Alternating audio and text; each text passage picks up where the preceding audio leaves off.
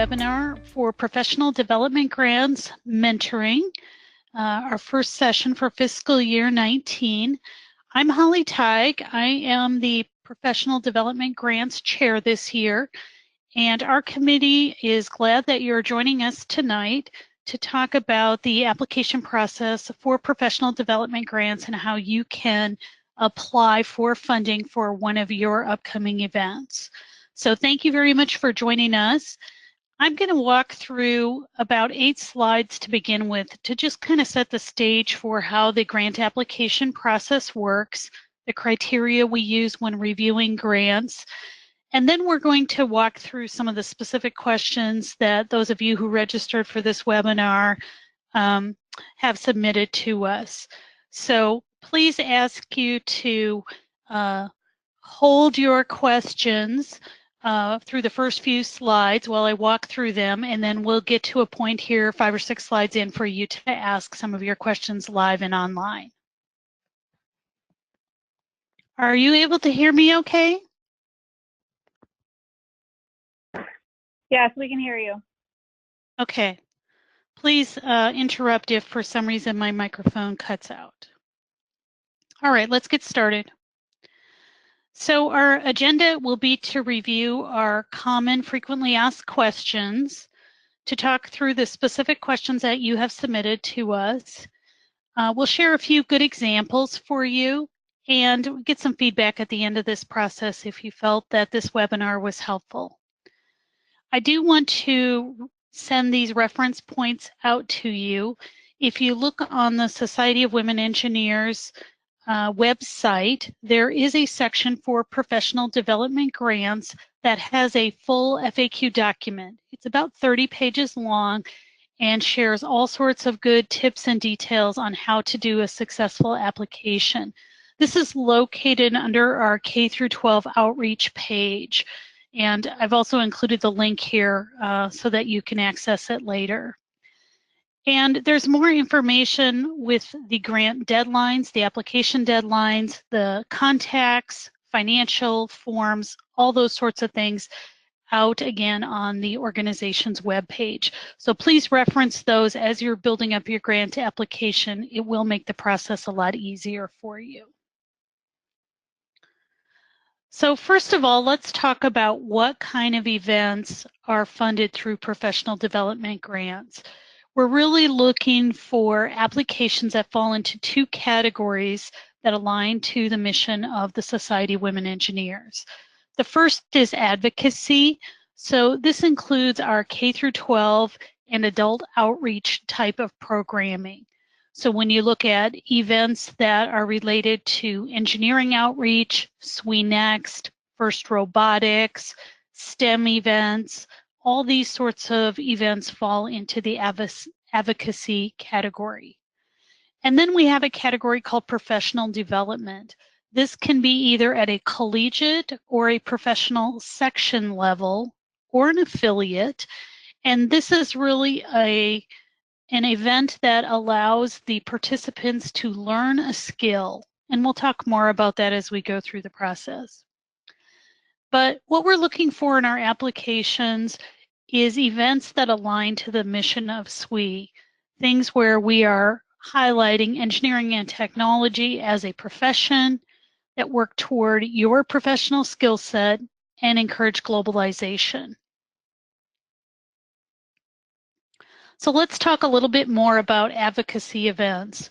Again, this can be anything that falls into K through 12 outreach. And we're specifically for these events looking for hands-on experiential learning. So one of the things that we consider very strongly as we look at applications is how much time in the course of an event that you are spending with students doing learning activities. If you have an all-day event and you have a very short amount of time for activities, that's a red flag for us. We want to have lots of hands-on learning ability in these K through 12 outreach programs. Those are the kinds of programs that are the most successful. We are looking for events that align with SWE Next. where either there are SWE-Next programming involved, SWE-Next parent awareness activities, or you are advertising the SWE-Next program through brochures and speakers in the result of doing your event. There also can be activities related to adult influencers. These can be parent education programs or teacher education programs. So some of our dues for these sorts of events that we're looking for are making sure that we have SWE-Next and parent programming in the event wherever possible. We are looking for a detailed agenda of what you're going to do during the event. We like that as itemized out as possible. Lots of hands-on time for the experiential learning experience. There's many different toolkit information available to you through the outreach pages on the SWE website that are great best practices to use depending on what kind of event that you're hosting. Many sections leverage the outreach toolkit to make their events more successful. And lastly, the other thing we're really looking for in the application is clear learning objectives.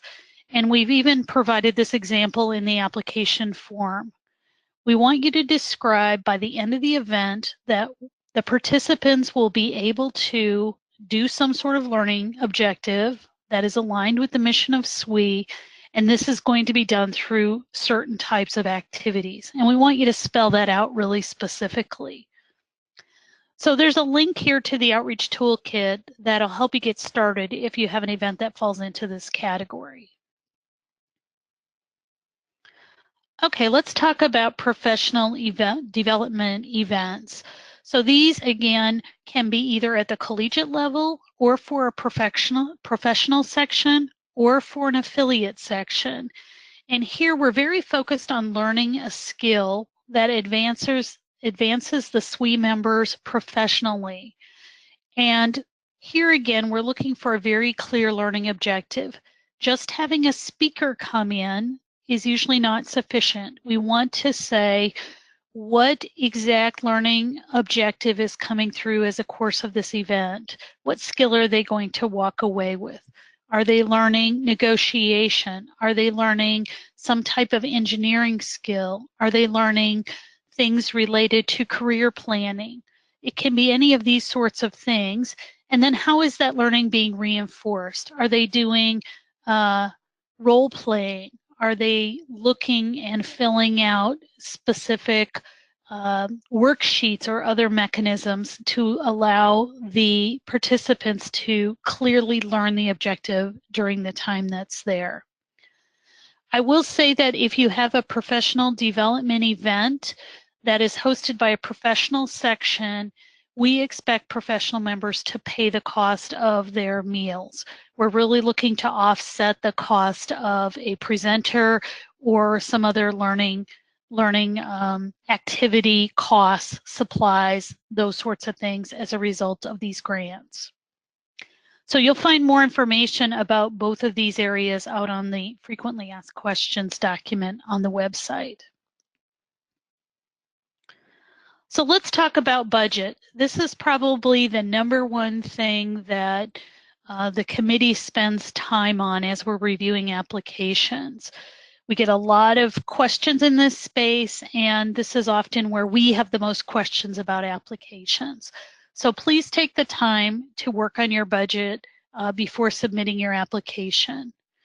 What's really important is that you have a very clear budget.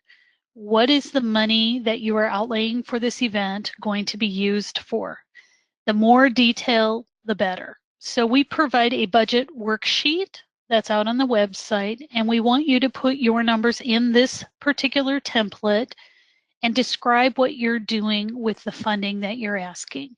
So if you are going to ask for $1,000 for activity supplies, what are you going to buy with that money? Are you buying robotic kits? Are you buying Girl Scout badges?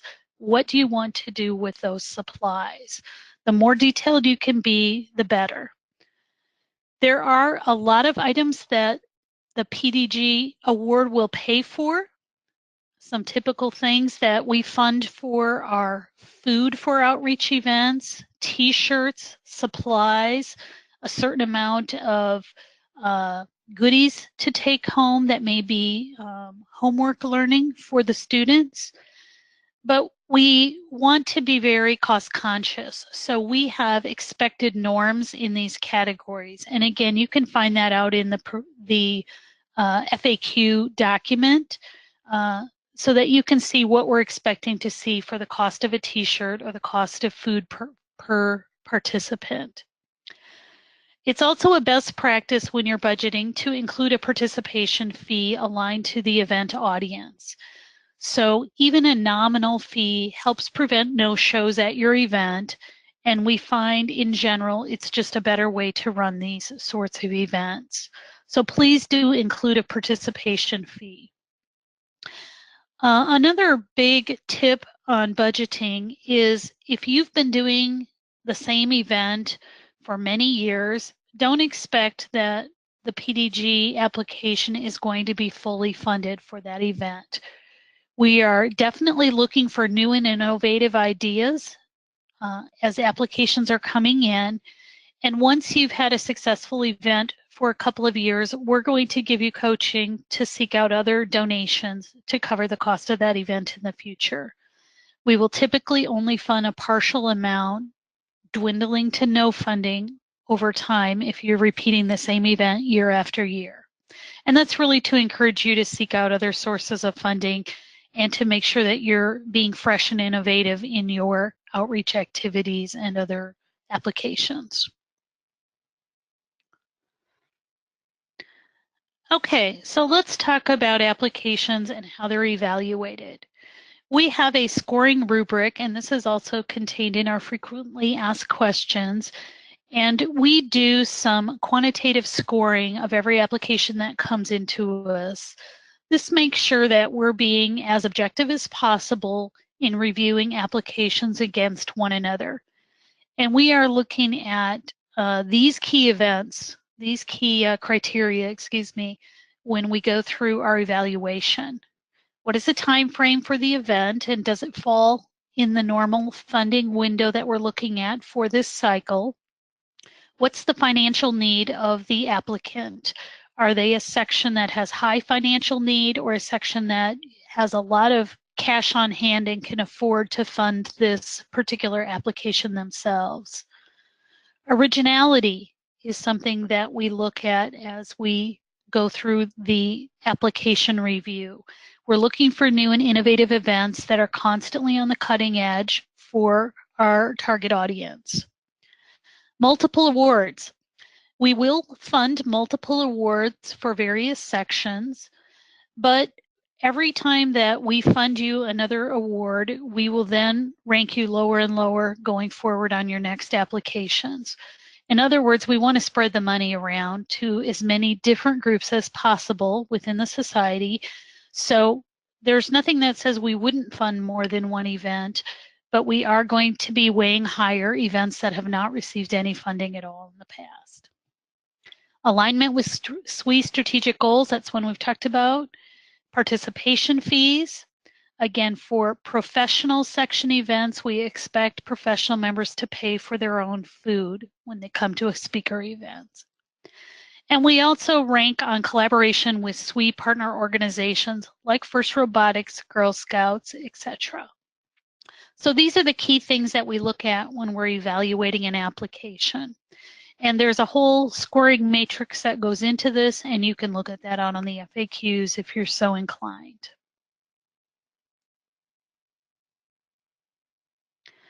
So let me go through this next slide, and then I'm going to pause and ask for some questions. So what causes an application to be rejected? These are really the top reasons that we run across that an application is just not deemed suitable to be funded. Number one is a budget worksheet that is not itemized or lacks enough detail for high dollar expenses. In our last cycle, we saw a grant application for $2,000 for supplies with no detail provided at all. well, we don't know what you want to spend that money on and if they are valid PDG grant expenses. So that for us was a rejection. We're looking for activities that are very well explained out. What exactly are the participants going to learn? So whenever we see an application that's very vague, that doesn't have adequate explanation, lacks detail, or the time of the activities is very short in context of the entire time frame of the event, that's typically something we would reject. We may have a section that has plenty of money and we look at their financial need and say, you know, they've done this event more than once, they have plenty of money in the bank, they should just fund this event themselves. Cost per participant is higher than usual. If you look out in our FAQs, we give average cost of participation for various kinds of events, for food, for supplies, for other sorts of expenditures. And we're looking for you to be in the range that we show in our FAQs. If you're significantly higher, unless it's something very different, odds are we're going to ask questions or possibly reject that application. Goals and learning objectives need to be clear. And lastly, anything that's related to collegiate recruitment or travel expenses for the most part, especially for volunteers, is not going to be funded by PDG grant process. So these are good things to keep in mind as you prepare your application and think about your expenditures for the event. Now, you may have things that you need to fund for your event that are not normally covered by PDG, but whatever you're asking money for from this granting process needs to fall into our typical categories of expense that make sense for the society to be paying for. So let me pause there and see what questions you have on the material that I've shared so far.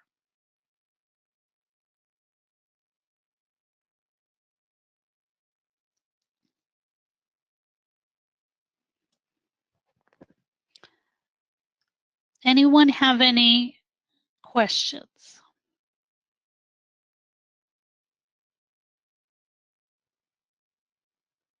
Holly, this is Janie. I wanted to just ask a question. Is another reason that there is sometimes a rejection because the event includes both young women and a significant number of young men? Yes, that can be more the case that we would usually prorate the funding.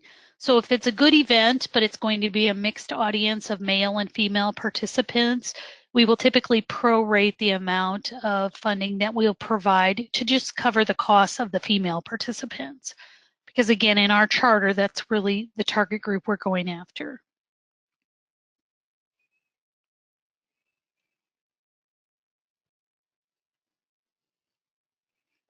Other questions? And don't forget, you need to unmute yourself to talk. I thought I saw someone raise their hand.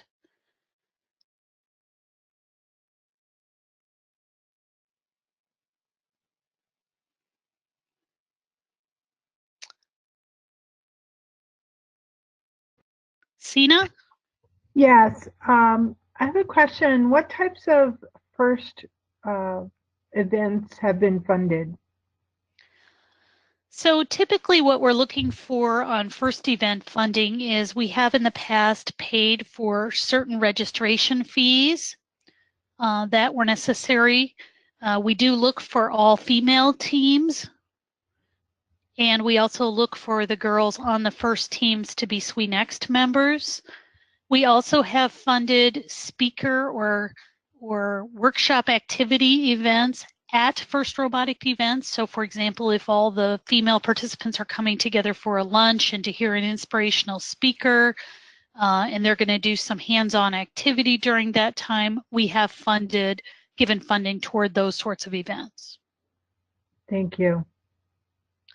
All right, I think people have little question marks when we want to talk now. I'm getting it. Catherine?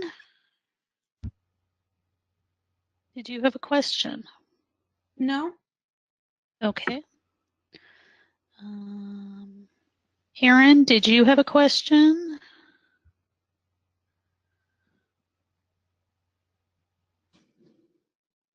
Okay. Anyone else?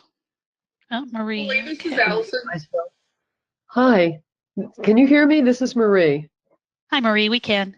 Oh, good, good. I had applied for one of these grants 3 years ago and got it for an event that I've been running the last several years. I teach high school engineering, and we ran an event. The girls in my engineering classes put it on for the 7th and 8th grade girls in the district. There's usually at least 100 people there, 70 or 80 girls, and they have an evening of engineering activities and stuff for them. It's very hands-on, and it's usually a big hit. Like last year, we had over 100 between the adults and the kids, but it's mostly girls.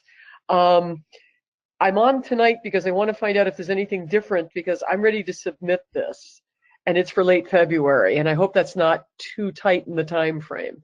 Do you think that can have a chance? You know. You're doing fine on the timeline. So January 1 is when our next cycle closes. Great. And that will be for any event that starts mid-February and beyond. Perfect. So I think you're hitting the timeline perfect.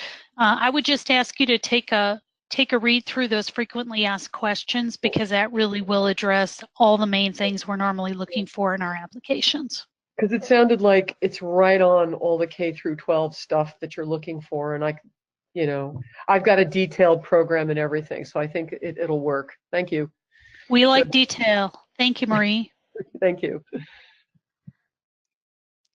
Okay, let me move on and talk through the questions that were submitted by those of you who are participating tonight. Holly, can I add something real quick? Oh, sure.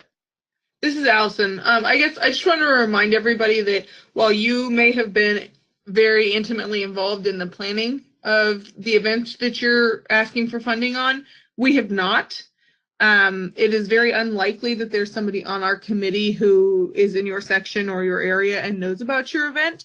So just remember that when you're filling out that grant application, you need to explain the program to us as if we don't know anything about it, because we don't. That's a good point. Oftentimes the applications are really vague in certain areas, and I'm sure there's somebody who knows all those detailed things, but we simply can't reach back to each section and ask a whole bunch of questions. Our process doesn't allow time for that. So we need you to be as explicit as possible in your ask. Marie? Oh, I'm fine. Thank you. But You're thank fine? you for the thank you for the confirmation. I'm good. Okay. Okay, so just a couple other little guidance things before I move on to those questions. Give yourself time to get your application in. Don't wait until the last hour of the deadline. There is a treasurer validation that needs to occur once you submit the application.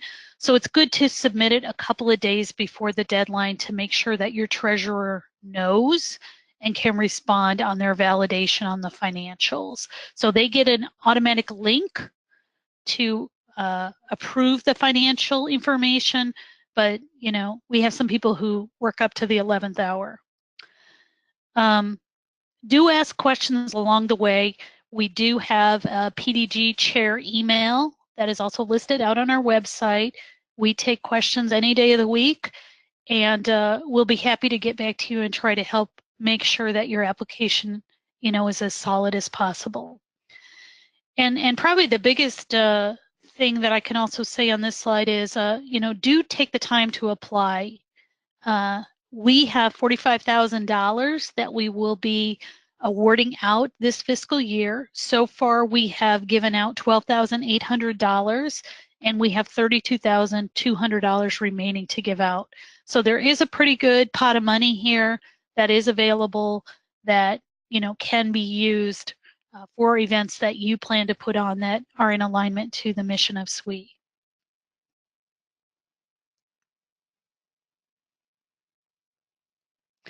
Okay, so these were the submitted questions that came in. I'll walk through these, probably get a little bit of help from my committee on answering them. And then if there's other live questions that you would have, we'd be happy to take them at this point. So the first question is it better to be over budget or under budget? Well, I think the answer to this question is we want you to be as accurate as possible on your budget. So we are going to give you an award up to an amount. So let's say your event is $2,000 and we give you $800 award toward your $2,000 event. We are going to ask you to submit receipts for your actual expenses, and you can spend up to the $800. But we will not give you more money after that if you should exceed the $800 on the expenses that you asked for. You have to cover that yourself. So it's a spend up to amount. And if you are not, for reasons that happen with events, you don't need all that money, we do a reconciliation process at the end after you report your results, and we reconcile any remaining budget that was unused. So it's good to be as accurate as possible when you're submitting your application of what you truly think you're going to spend. Do you have to be a nonprofit to receive a grant? You actually need to be a SWE member, a SWE section, a SWE affiliate in order to receive a grant, not just a nonprofit. So it is a granting process that is for our membership to help align to the mission of SWE. What are some good recommendations, tips for applying and for proposals? How much funding is usually granted? How competitive is it? I think what this person was wanting to know is, what do we normally fund? I would say we have a lot of funded proposals that are around $800 to $1,200. That's kind of a sweet spot for us. We will have some that are over that amount. We will have some that are under that amount, but that's a good range that we think is applicable for a lot of applications for the size of events and the duration of events that we're looking at. We do have a cap right now that we will not accept any requests over $5,000, and that's really based on the budgeted amount that we have to work with. Again, we want to spread around the grant money to as many different sections as possible. And we also have a cap on the bottom end of it. And I'm trying to remember, Hannah, is it $250? Yes, $250. $250. So we're really looking for amounts between $250 and $5,000 in the applications. The other part of this question about how competitive it is competitive. We definitely get grant applications every month that we do not fund, and we get, of course, applications that we do fund. So it pays to take a little time on your application and be detailed. But we do look for as many applications as possible to fund in each one of our cycles.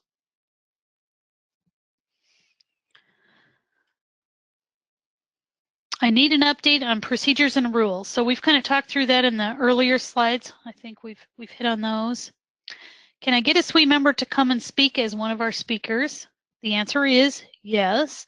And I think on this specific one, what would probably be good is for the person who submitted this question to reach out and help us understand what kind of speaker they're looking for, and we can offer some help in connecting them up with SWE members that might have the right skill set.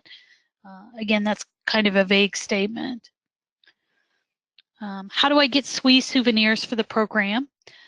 You may be aware that there's a SWE shop that you can order from online that offers various SWE kind of souvenirs, up to and including things like screened tote bags, pins, whatever else you might want, bookmarks, so forth. Those are all available through the SWE website or through the headquarters office and can be ordered. And they are a supplies expense like anything else and can be reimbursed through the PDG process. What criteria do we look for a successful application? Kind of talked about that on the other page. Do you have any groups we prefer to work with? Of course, we want to work with SWE partner organizations. So again, First Robotics, Girl Scouts, groups like that. There's groups in industry related to aerospace, related to academia that we like to work with. We like partnering with collegiate events that are going on as long as there isn't recruitment taking place during the collegiate event. And what does the committee look for when reviewing applications? I think we've talked about that quite a bit. We're looking for detail. We're looking for a balanced budget. We're looking for very specific learning objectives and hands-on activities. And what are the deadlines and logistics of when you'll receive the money? So the way our cycle works is on the first of the month, we will take in, or excuse me, the first day of the cycle, we'll take in all the applications that have been submitted. So our next cycle will close on January 1st. Our committee spends 15 days reviewing all the applications, scoring them, grading them, and asking our own questions. Then we meet as a committee and we make our decisions on each of the applications that's come before us, and we notify you at the end of that month. So by January 31st, we will notify the applicants of the January 1 cycle. And then at that point, we give that information to the headquarters staff, to Hannah George, who's our headquarters liaison, and she takes care of issuing the payments out to each of the sections that is receiving funding. And that normally goes out electronically through the electronic funds transfer process that we have set up with most sections. In the case where there isn't electronic fund transfer set up, there's a check issued. So the money is available to you normally within the first week of the month following the cycle. Hannah, anything you want to add on that? No, it's just a good reminder for everyone. We used to use bill.com to process these payments, but we now have moved to a new system called Concur. And we've set up everyone to receive checks in Concur unless they've set up their automatic, ACH debiting electronic transfer. If you want more information on how to set up your electronic funds transfer, you can go to the PDG website on SWE.org under the K-12 outreach section, and there's some instructions there for how to email us and set up your ACH transfer. But you want to make sure your information is always updated in Concur, your section's information is updated there, and that you have that electronic transfer set up so that it's easier to get the funds. All right, I'm going to try to unmute everybody so that if there's other questions, you may ask them. We'll see if it works. Any questions? You can also use the little raise your hand feature. Okay. The last section that I want to go through is just a few examples of grants that we've recently funded, and just show you kind of how our scoring works on those grants and what we looked at there. And these are just for your reference. So the first one I want to show is a fully funded submission that we received for a professional development event. So this particular professional development event was to host a salary negotiation seminar to help empower women with the skills they need to negotiate salaries. So the project itself, the event itself, was estimated to cost $850. That's what's shown in the little table at the bottom here. And the request came into the PDG process to fund 650 of the $850. So we went through and scored this. There was expected to be 22 participants in the seminar, and the cost was going to be around $30 per head. And so we went ahead and made all the scoring on that. What did the committee look at as they approved this event? First of all, we checked with alignment to our SWE mission, and of course, teaching a professional skill around salary negotiation was determined to be an appropriate professional development event. The request was to cover the cost of the speaker, offset by a participant registration fee. And the learning objective was fleshed out in the details of the agenda in the submission. So it was a well-written submission. It was very clear what the participants were going to learn during the process. So we fully funded this submission. This is an example of a fully funded outreach event. So here was an outreach event for women high school students. 30 students were expected to come to a campus for a day. They were going to be introduced to electrical engineering and meet female engineering students. They were going to do hands-on activities, get a tour, and participate in a panel discussion with current SWE members. Here, this event was expected to cost $560. The request came in to fund $460 for this event. Again, there was 30 students going to come for an average cost of $15 per head. Here, we felt that this event was a very modest request for $460 for a very well-organized event, had a good variety of activities, a lot of good detail on the agenda that they plan to follow in the application. And the section itself didn't have a lot of money. They were a high need section, which helped contribute to wanting to fund this application. So that's an example of a fully funded outreach event. And lastly, this is an example of a partially funded submission. So this is also an outreach event. It's an Exploring Engineering Day program. It's for 3rd through 6th graders and their parents. It's an event that was held multiple times by this section. You can see that their project cost is expected to be $7,120, and they are requesting roughly half of that amount, $3,560. They're expecting 320 students to come, and their average cost is $11 per head. So it was a very nicely written application, had a lot of detail. The cost for each participant was low, and they had demonstrated success in running this event multiple years. But we had funded them in the past, so we decided to only fund them up to half of what they were asking for because the event had repeated for more than 1 year. They also were expecting a mix of male and female participants, so PDG was only able to cover the costs for the female participants by the percentage that the group indicated. So this is a good example of why sometimes we would only partially fund a submission. Any questions on that? Okay. I think that's all the prepared material that we have provided. I will once again open up the floor for some feedback. Let us know if you felt this was useful and if you have any other questions we might address for you tonight. Hopefully you can all still hear me. Holly, this is Janie again. I just wanted to mention if there are any collegiate sections that are out there that in addition to the SWE PDG, many times your student government association offers funding for your sections.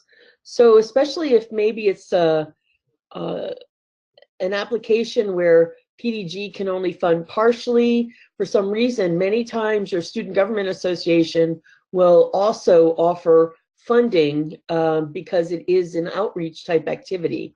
I know at our university and some of the other universities I've worked with, they all do that. So that's maybe just something to keep in mind as an additional funding source. Okay.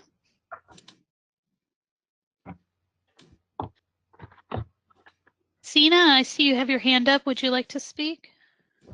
I thought it was useful, and thank you very much. Thanks for the feedback. So Mia, did you have something you wanted to add?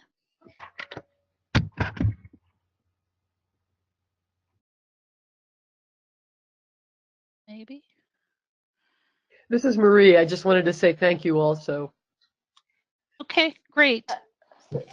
Yeah, Holly, sorry, I think I was muted earlier. So, yeah, there was this.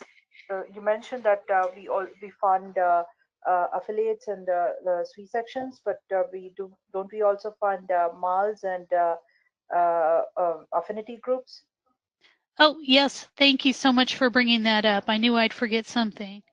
So yes, those are also included in our potential applications.